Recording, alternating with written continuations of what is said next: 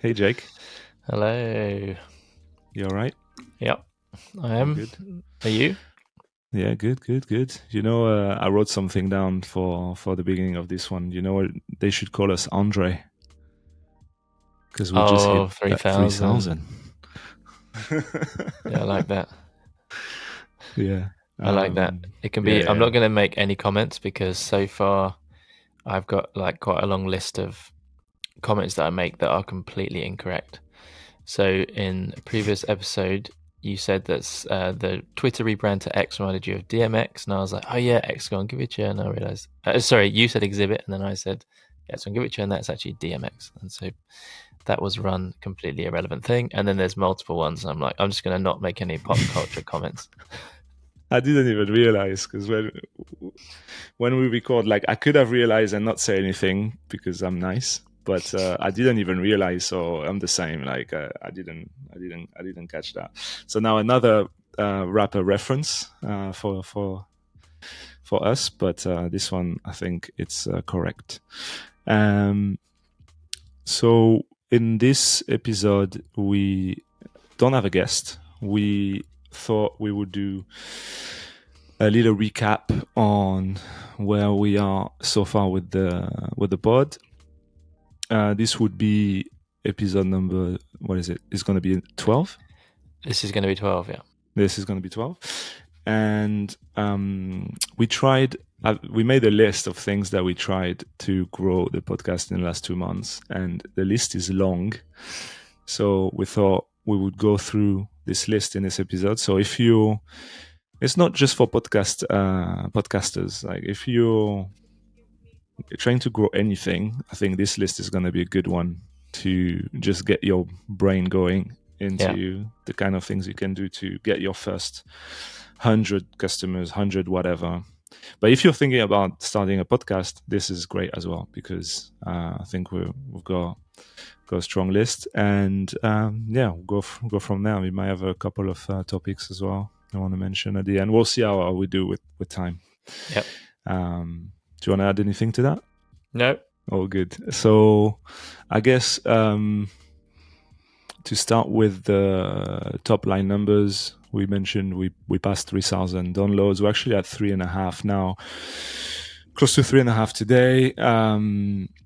We have a few hundred views on YouTube, which we don't really count, but I mean, everything all together, we're pretty close to 4,000, to be honest, already, which is great. I think I counted the countries in July. We went from, I think it was 33 countries, listeners from 33 countries in June. It went to 56.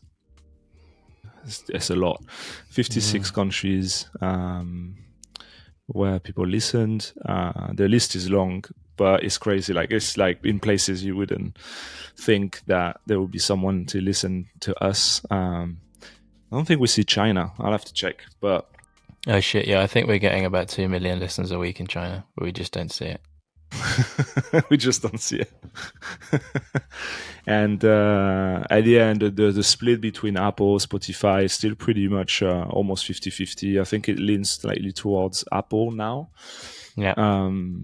But there's a long tail of listeners, again, like from other platforms like Google Podcast, Alexa, so Amazon, some unknowns as well, which I'm assuming is like embedded on websites. Like when websites do embed of podcast, like we get like random web Yeah, listens. like we have the pod link. Yeah, You that's interesting.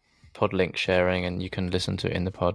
I think the most interesting thing for me is that we keep track of all of our stats. I don't know how many podcasts do this, I guess because we are first and foremost growth and marketing minded. The first thing we did was made sure that we can track as much as possible.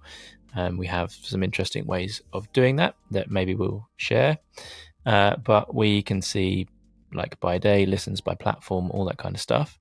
And the thing that kind of blows me away the most is when we look at downloads per day, because it's quite easy to think that you listen to a podcast on the day it comes out or maybe the next day, and always the most recent episode. But obviously we get listens every day across all of the all of the 12 episodes, all of the 11 episodes so far, and we average. I'm just looking at the averages now. We average 57 listens a day, and that could be across anything. Some people are back listening to like the first episode, or some people are listening to the most recent one, but we get an average 57 a day, which is great.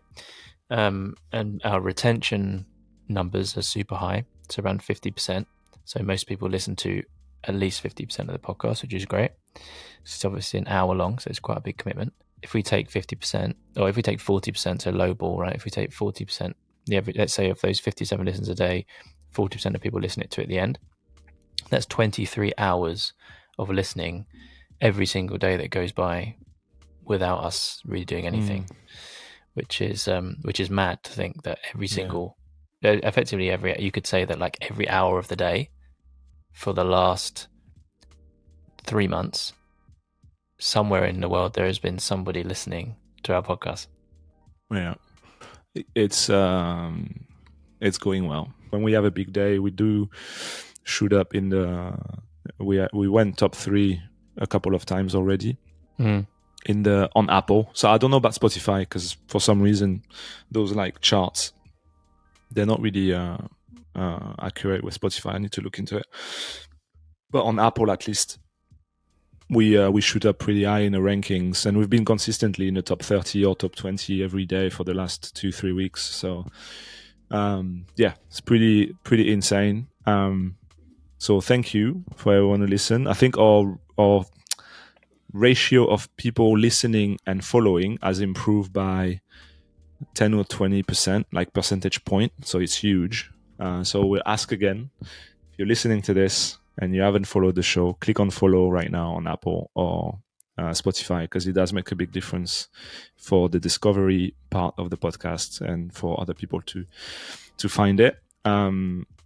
Now on Apple, we've got more people following than not following, which is great. We'll tilt the balance the other way around. There was more people not following, and now it's the opposite, which is great. I think we still have 40% of listeners who do not follow. So if you're one of those 40% who do not follow, please do. It will literally take you 1 second to just do that on your screen right now. So anyway, you said a minute ago that we're getting a listeners every hour of the day, any time of the day, with the average, without doing much. But that's a good segue to actually talking about what we are doing, which is actually quite a lot. Yeah, it was a bit untrue when I said without doing much.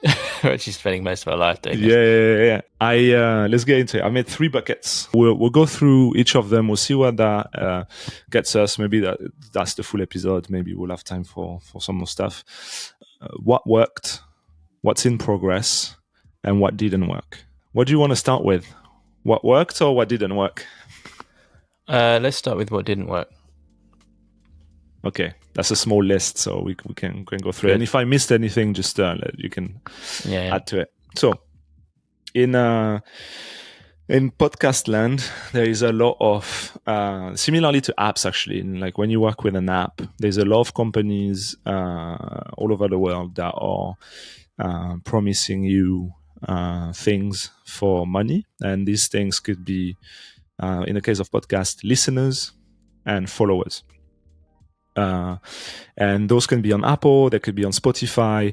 A lot of, actually, it's one thing that is kind of untold in the music industry. When you're an up and coming artist, you might want to increase your listenership or your numbers to, make you seem bigger than you are. So we tried that. So with 1 or 2 different companies, like 2 different companies. One of them, we tried to buy followers, which was interesting. It's very cheap. We got 100 followers on Spotify in 24 hours for, I don't know, $5 or something like that. I think it was $9.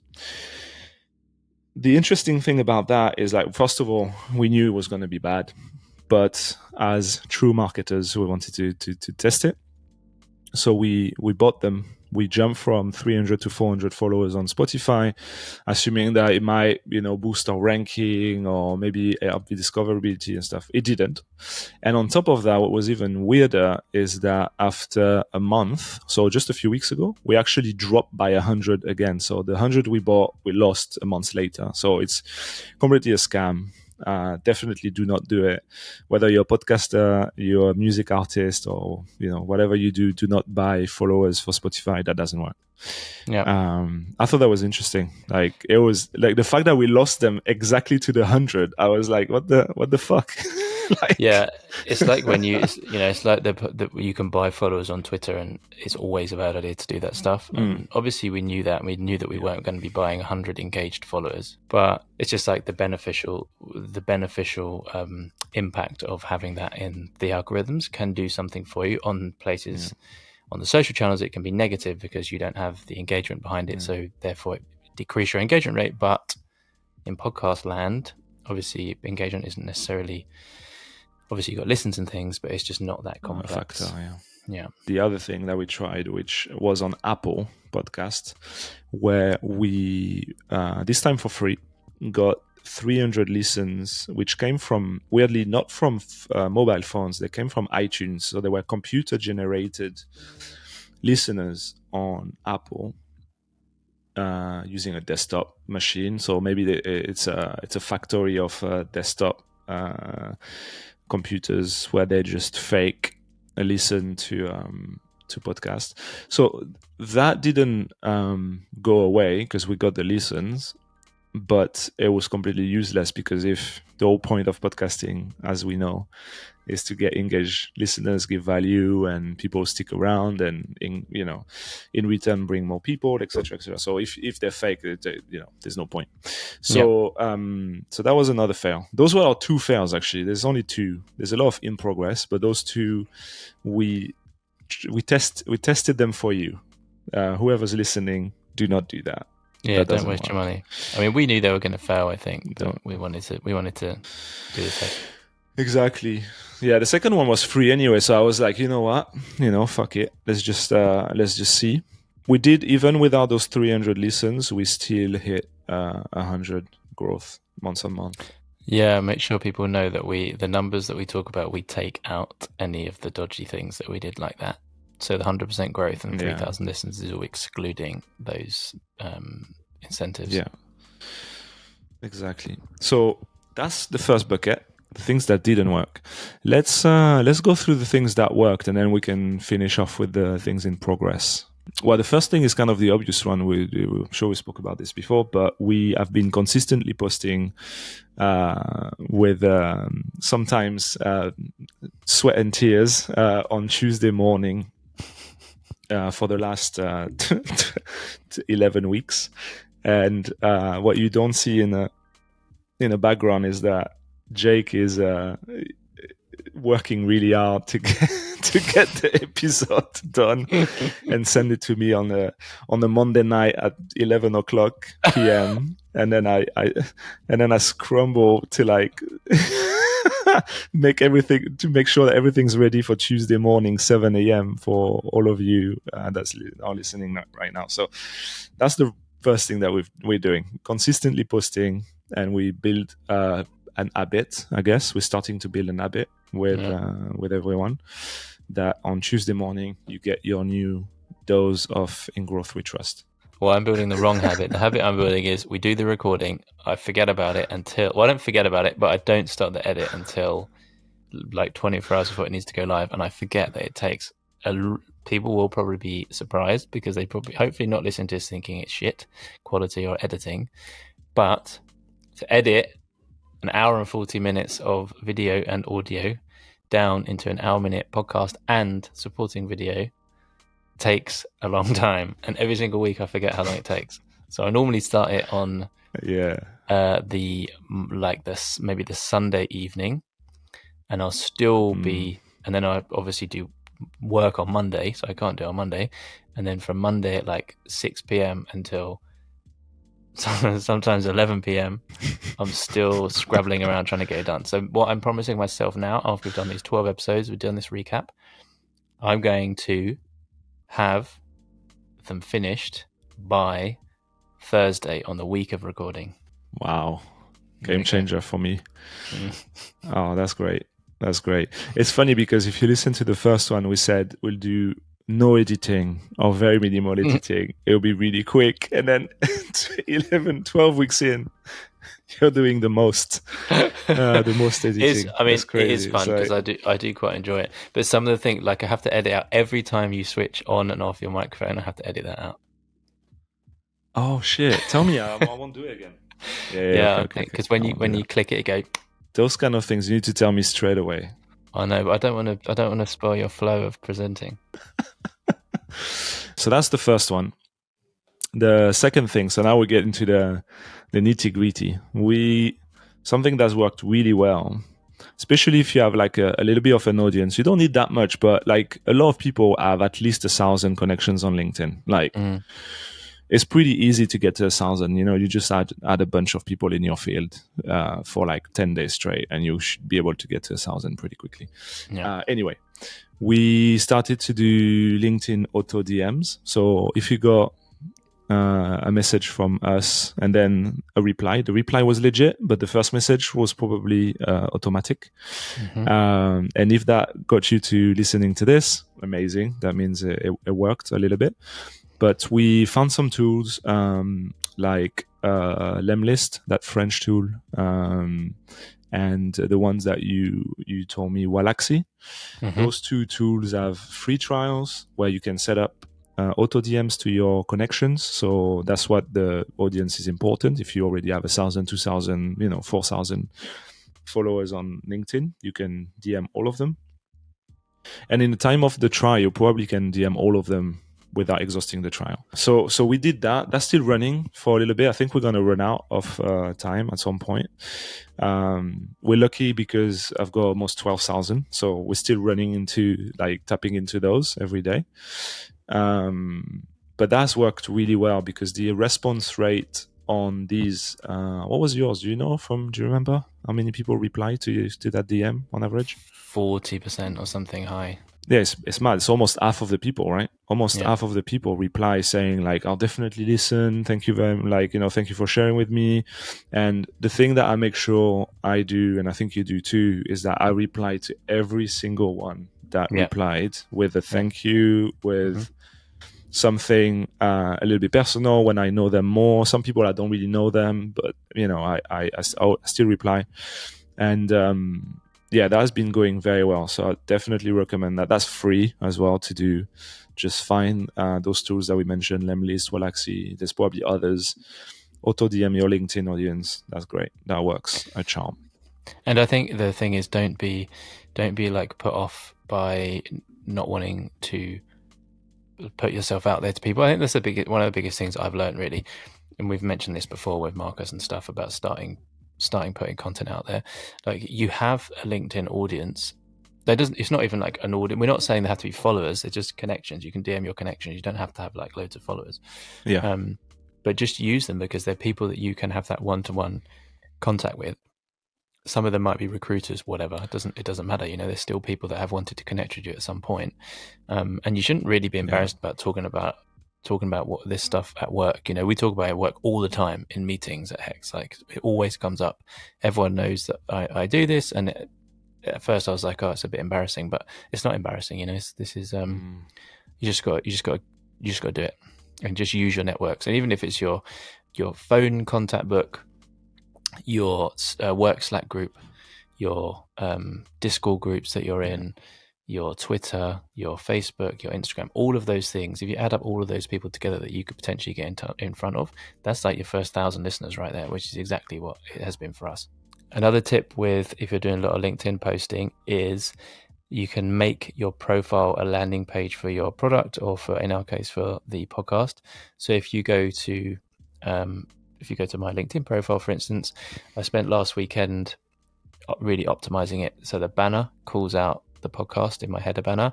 It has a QR code in there that takes you to the podcast if someone's looking at my profile on a laptop or a computer. Then I have in my featured section, I have 3 featured links. One goes to the latest article one goes to the latest episode of the podcast, one goes to the newsletter subscription, and one goes to some other stuff that we're doing. So you just make sure that if you're putting content out there and someone clicks through to your profile is a landing page for your product or for your podcast or your newsletter or anything like that. Super easy to do, and it's free. Nice. Yeah, I started to do that as well. I think I saw yours and then I updated mine. I haven't updated my banner yet, but I think I like the idea of the QR code embedded in it as well. Exactly. And you mentioned Slack. I think Slack is the other one. It's less obvious because you can't auto DM Slack people on Slack. That is not, if it's not your Slack, but you can manually DM people within a Slack one by one. So that's definitely something that I would say maybe is more like in progress for us. We've done a little bit of it. You can go fast with a nice message that you copy paste, and it can go pretty fast. The response rate is not as good as LinkedIn. Definitely not. People reply, but it's not. There's a lot of people that are inactive on Slacks in general. You know, like Slacks about marketing, Slacks about products, Slacks about growth. It's interesting because looking at other people's Slack and being in it, you realize how many inactive accounts are in there. Like it's really hard. It goes back to like how hard it is to build a community. There's a lot of inactives, but we've been doing that. I think you've been doing more than me. I've been pretty bad at doing this consistently. Yeah, it's quite manual. You have to just set aside like your evening to just sit there and do it. But it's it does work. The easiest, or not the easiest, but the best ones you can find, if you can find a group that's recently opened. So if there's like a recruiter, it's quite a common thing of recruiters do now where they create a Slack group of all like CMOs or potential CMOs in the network. If you can find one that has recently opened, then as people are going through the intro, because all these things have an intro thread, so introduce yourself. Like the day that someone intros, or even like the hour, you just drop them a DM and then say, because you're manually doing it, you have to accept it's going to take time, so you can make it more personal. So I've DM people that I've seen come into the groups that I'm in, that I use their product or that we live roughly in the same area, all that kind of stuff, and that works. It does work really well. The tricky thing is finding the groups, but there's tons out there. So once you get on a roll, you should be able to find them. So that's another one. Moving on to the next one, we have been organically posting on LinkedIn every week, and the guests as well. So I guess that's 2 in 1. This one is like when you put content out there, you, like you said, you shouldn't be shy in promoting it. So there's at least one post from each of us that goes out every week, plus the guest. We make sure we keep in touch with the guests. We provide links, photos, some clips now sometimes, and we don't, push it too hard, but we ask nicely, and usually the guest wants their content to be seen as well. So we definitely get an influx of new listeners each week when our guests post about it. So that's been great. We've been automating some of the clips that we're doing as well. So it all starts from TikTok. We've got a TikTok account. If you want to find it, type in Growth We Trust, you'll find it. And from that, it gets posted on Reels, which we have a Instagram account, gets posted on Twitter or X now. And we kind of use those clips. Like I know I retweet or reshare the Reels on my account as well. Like it creates like a nice loop where the content gets available for us to reuse if we want to as well. On those accounts, which is nice, and and YouTube for the full video effect. If you're watching this, you know what it's like. But yeah, all of this definitely helps. Not crazy numbers, but I definitely think we drive new listeners every week by doing that. Yeah, definitely, especially on LinkedIn, because the more and more you post on LinkedIn, the bigger your reach gets. And mine consistently, I haven't posted anything religiously on there for like a long time. I'm on there all the time, but before we started doing this, I wasn't posting, like making sure I post at least 2 times a week. Now I do, and literally I'm just looking now at my posts over the past 2 months. every single post increases the number of impressions I get. So it's just a numbers game. And when I put out something yesterday which is similar to what we're talking about now, like growth tips for a podcast, and that's got over 3,000 impressions, and that's in the feed of 3,000 people that could potentially become a listener to the podcast. So it's super important. I feel like I'm more invested in posting on LinkedIn and to some extent TikTok, because I do somehow seem to get pretty good reach on TikTok. On Twitter, I find it a challenge. I like Twitter, but the engagement is I don't see the engagement as much on Twitter. It's harsh. Yeah, it's harsh.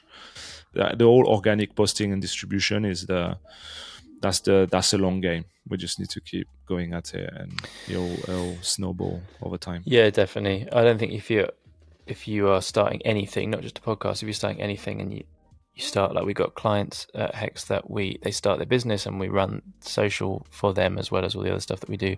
And in Cody's words, it's just literally to start building some gravity, but you can't expect that you're going to grow anything just by posting about it like once a day or even 10 times a day on any social channel. You have to do more manual things like the Slack thing that we've just spoken about, or the LinkedIn DMing.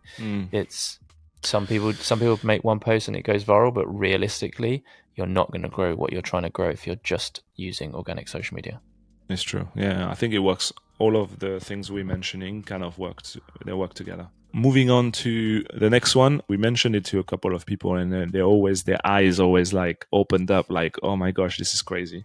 Let's talk about the App Store hack I did before I came to France. Yes, love it. And definitely something that we're gonna do when I come back. Like when I come back, every time I have a meeting nearby an Apple Store, I'm gonna do that. So the context is the Apple Podcast platform really rates the amount of followers you get to the show, to the podcast.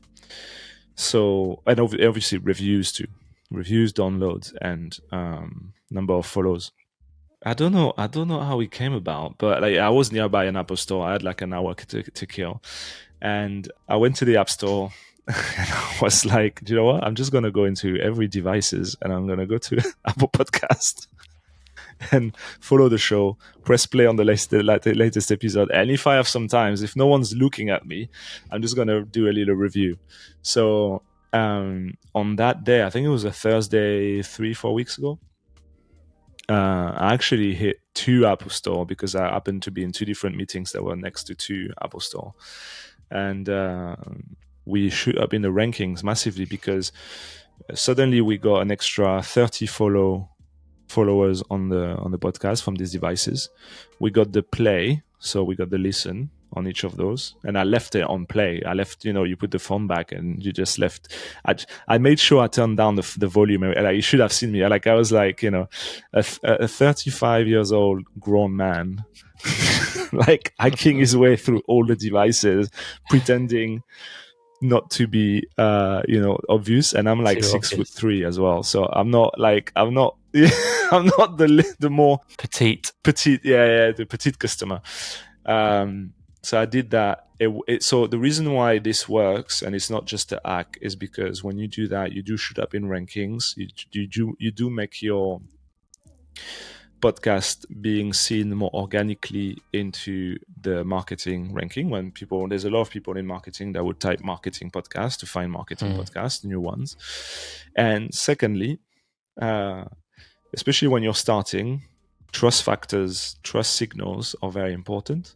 So a podcast with 0 reviews is never going to be as competitive as a podcast with 10, 20, 50, 100 reviews that are like, 4.9 or whatever, or 5 stars. So I think that act did those 2 things: increased our organic visibility and increase our trust, because I was the motherfucker behind like the last 15 reviews. We've got a few more in the meantime, but it definitely kickstarted the amount of reviews we got. I'm not ashamed to say it. Yeah, I mean, I think that's an example of a perfect growth hack. Come up with an idea that is going to work, and even if it's super manual, just go out there and do it. I think that's a great case study for what a growth hack is, because a lot of people use the word growth hacker and they don't really know what that could consist of. What is it? Exactly. And so now we're sitting at 4.9 out of 5-star rating average and 36 reviews. So we've still got a decent number even before you did it, but we certainly haven't got 3,000 reviews. So if you're listening to this and you haven't reviewed, it would be incredible if you did. You can write a review if you want, or you can just leave it as 5 stars, and that would be amazingly helpful for us. Especially if any of those tactics are of any use to you, please, return the favor with a nice review to the podcast. All right. Next one. We've been running Facebook ads since maybe the third week. Facebook ads for podcasts are incredible because you can actually put the link to the podcast, the deep link, into the app, Apple Podcasts, into the ad. So every time someone clicks on the ad, they would end up on Apple Podcasts on the page of your podcast. So it's pretty much a guaranteed listen, because if they went all the way through, like seeing the ad, liking what they see, clicking on it, it's likely that they're going to press play and maybe follow as well. So I've been running that out of our own pocket. As you know, we're not making any money out of this, but we've been spending £3 every day since. So it's about 100 quid, shy of £100 every month on ads, and the results have been crazy. I think the average is about 8-9% click-through rate, and the cost per link click to Apple Podcast is like 10 cents. So it's like magic. It's crazy. Like if we were starting to generate revenue from this podcast with sponsors or whatever, I think we should definitely increase that spend and help us get a lot more listens through it. Because also we use a tracking link into this ad, so we can see that the Facebook tracking link is generating a shit ton of click off the back of these paid ads. So it's not... this is actually tracked. It's not just guessing. It's just good, like we said in previous episodes, it's just good to test these things at super low budgets to understand that when it does get to the point when we want to open the taps and scale, like with everything, right? Whatever marketing you're doing, you want to be testing stuff always. So you know that like this and this identified tactic at a low level works. So when we get some budget in, it's just like go execute these channels. This tactic wouldn't work if it was more expensive. Because Facebook at a low spend still needs a minimum amount of conversions on a daily, weekly basis to be able to optimize towards your goal. And luckily with £3 every day, we still get 30 clicks, which is way more than a campaign on Facebook needs to be able to optimize. Moving on to the last one of the ones that worked. Also one from Cody, so shout out Cody if you're listening. It's podcast SEO. I think optimizing your it's a big one. Optimizing your keywords, not only in the show notes, in the description, but I think in the title. I think the biggest one for us was in the title. We went from In Growth We Trust to In Growth We Trust ... marketing, growth, and startups as the 3 keywords that we wanted to show up on. And as we spoke about in a previous episode, podcasting as a ranking technology is a pretty old school, like RSS feed, like really basic tech. So it looked like as soon as we did that, we just rank straight away. There's no math or review period or whatever algorithm behind it to kind of upweight or downweight podcast based on the downloads. I think we shared each other screenshots straight away on Spotify. If you type growth or startups or growth marketing, like all these type of keywords, the combination of these 3 on Spotify especially, we're like number 1 or number 2. Like literally one of them is like us, Y Combinator, and like crazy shit. That one feels like we shouldn't talk about it really, because I don't want that many people doing that. But you know what? We're still not big enough that I don't think our colleagues in marketing podcast land are gonna copy us. But if they do, No. fine, fair game. We'll just make sure you mention us when you do it. That's all. That's all we can ask. And that's all testament to the work that you do after I give you the podcast at 11 o'clock at night. And then you have to try and generate show notes to get it all live. So props to you for that one. Thank you. And props to Cody for sharing that one with us a month or so ago, because that one is so easy to do as well. Moving on. So we did the one that didn't work. There was a couple dodgy ones. We went through the things that worked. There was quite a few. Now we've got a little list of the things that are in progress. Maybe we can go a bit quicker on those ones. But there are some things that we have either started to do or that we're not doing on a very consistent basis that would be great to improve. The first one being cold emailing. Yeah. That's the last one of the Cody. That's the Cody's triad. There was like 3 things that he told us. He was like, you need to do podcast SEO, you need to do Facebook ads, and then you need to do cold emailing. And he shared with me like a screenshot. It was like cold emailing, like in your niche. I'm getting 45% open rate, 6% click through rate. It's fucking amazing. Everyone should do it. And I'm like, this is crazy, because you would think cold emailing, you'll get no one will open. You'll end up in spam. People will be annoyed or whatever. So like all the wrong reason for not doing cold emailing. But we tried a little bit, to be honest, because we've got a newsletter. If you're not subscribed, you should subscribe. But this tactic is more for growing the podcast straight away. So you would plug the latest podcast episode into an email, make sure that the list that you scrape is in your niche. So in our case, marketers, head of growth, anyone in marketing, depending on the level of seniority. If the email is personal, direct and personal, like to the point, and you're giving value, we're not trying to sell anything. We're trying to make you listen to something that could be valuable to you. Yeah. When you think about it this way, it kind of makes sense that a lot of people would open it and give a listen.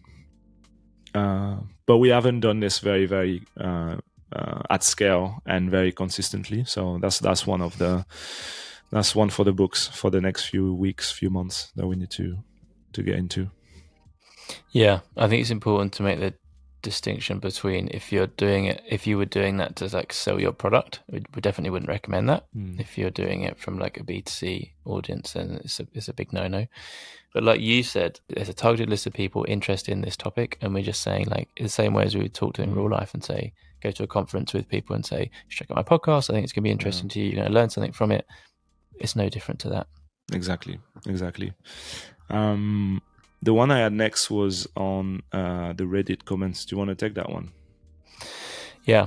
So we saw a bit of advice or a tactic a few months ago, which was a way that the person who gave the advice managed to grow, I think it was their newsletter, to big numbers very quickly. And it was doing this Reddit method, which basically is, like, distill it all down to this, what it is, which is quite a simple thing. You find a subreddit that is in your niche. So for us, it would be one of the many marketing subreddits. You find a popular question or a recent question that someone's asked, and you write an incredibly detailed answer to that question. The goal is that you want your answer to be the top voted answer on that question. So it's like directly below the first. Obviously, you're never going to get above the question. So the best spot to be is that first response below the main question. And within there, you make it detailed, you make it useful. It's obviously relevant. It's not a plug for you at all, but you somehow put in there a link to your podcast. So if someone's asking, does anyone know the best way to get started in marketing after university? We could write a big reply, which is like, this is how we got into it, or this is how I got into it. I got a friend who did this, that, and the other. You could take this internship, etc. But something we'd definitely suggest is also subscribe to some marketing podcast like Lenny's podcast, mention that, and also In Growth We Trust. And then you put a link out to In Growth We Trust. So you're providing like a lot of good value. people upvoting it, that's getting a lot of eyeballs, and then you get a lot of visibility on your comments. It's a not a risk, but it's like you could spend the time writing an answer out, and that question doesn't actually get much visibility. You don't get upvoted, whatever, but it's just another channel to put some effort into and get some visibility. I really like that one. It's one that I definitely don't spend enough time on. Depending on your niche, there's going to be more or less opportunities to do that. In the marketing world, it's kind of mixed. Like there's a growth marketing channel with 500 members, which is super, super small. No one posted for the last 3 years, so it's dead. But I've put the latest post as like the plug to the podcast. So differently to what you just said, you can also make like original posts. And I was like, maybe we could just own the latest post on that channel. So anytime there's a growth marketer out there that just looking for growth marketing, Reddit, subreddit, will see the podcast. But yeah, Reddit is a great source for community, like sub-community, and just engaging with it and driving traffic to whatever you do, like a podcast, a newsletter, things like that. That's a good segue to the newsletter. So quickly after the first few episodes, we launched our newsletter using Beehive, this new tool. It's like Substack, but in my opinion, or I think both of our opinions, better. There's a lot more tools to it to actually grow. There's more like a growth mentality to the product, and I think their business model, the way you pay, is also not based on how many subscribers you get. It's kind of a set price, so as you scale, it becomes way cheaper than using Substack, who's taking like as proportional to your audience. So that is still in progress. We managed to grow it to now more than 3,000 readers, subscribers, 3,000 or so people that were added to our newsletter, where we plug the podcast on the Wednesday morning. So just to be clear, we've got the podcast on Tuesday, we've got the newsletter on Wednesday morning. So then it's a nice like 1-2 punch during the week, where you get content spread across 2 days. And what we saw is out of 3,000 people, only 50 people unsubscribed, which is like nothing, like peanuts. And out of the ones who were added, the open rate was like 47%, like almost 50%. That was like, I'm sure you were as well. Like it's insane. I was just like, I was not expecting that. I was expecting like 1,000 of them to unsubscribe, and the click-throughs were good too, above 5%. So now it looks like we've got 3,000 people on the newsletter. We're definitely not sending out 3,000 stickers, just so you know.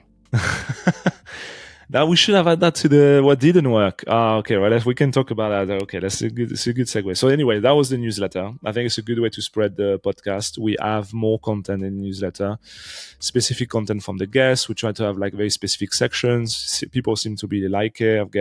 We get a lot of people replying to the emails every week saying like they got a good takeaway from it, or they wrote something down, which is amazing.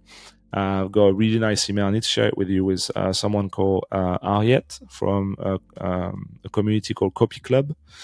She sent me like a lovely email saying like it's out of all the newsletters which have a lot of fluff and she gets nothing from, our one is the one she always ends up writing something down because of it. So that was really, really good. That's why also the newsletter exists. Like it kind of further the connection with the people listening. It kind of boosts the listens on Wednesday and give you extra insights into growth marketing. So, and it's fun. So definitely subscribe if you're not subscribing to it. And there's a common theme we've spoken about loads on these episodes is, like old school things like newsletters are, the kind of new way to do things. And definitely, I think it's hard because your newsletter has to be giving value. And obviously we're in a niche, and what we're doing, talking to people, is we're generating tons of interesting things that we can provide value. If you're listening to this thinking like, how can I create a newsletter for my product or something?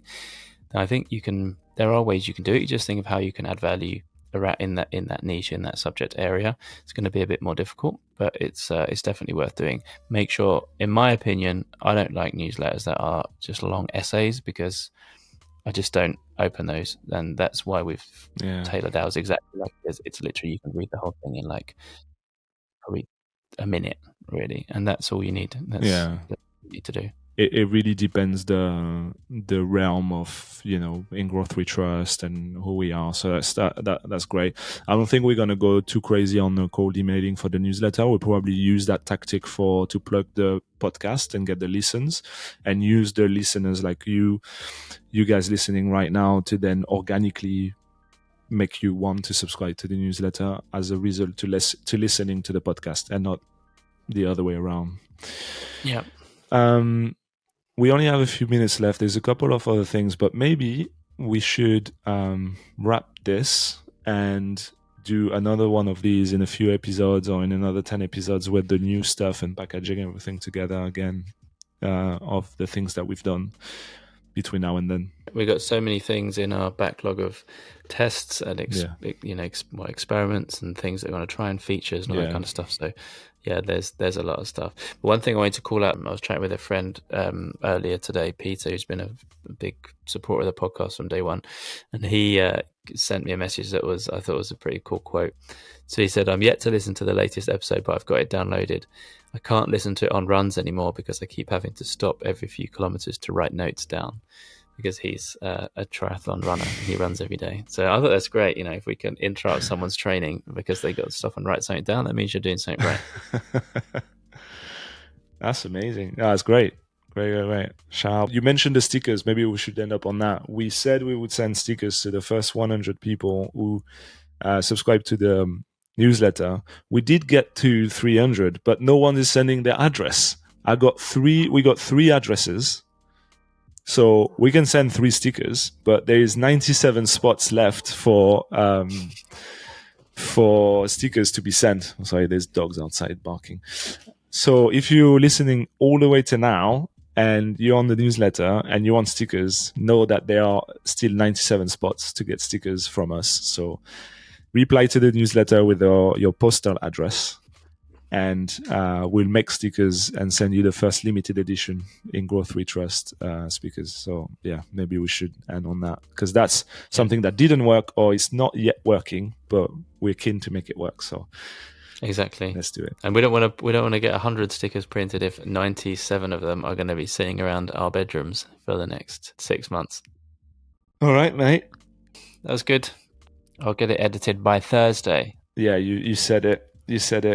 I think that was different episode. Lots of takeaways, lots of insights. Hopefully it was useful for everyone listening or watching on YouTube. Even if they're not, someone's listening to it and they're not doing like a podcast, there's lots of things, just like ways of thinking about growth that could be inspirational. Yeah, that's what I think. I think it might spark some other ideas from people. Because I think it's better to do. I thought it was better to do that than just saying, "Oh, we got 3,000 downloads and that's it." Yeah, there's nothing they can do about it. So that's a bit more tactical. Make sure you follow, leave a review, comment on YouTube, all the good stuff, and see you next week.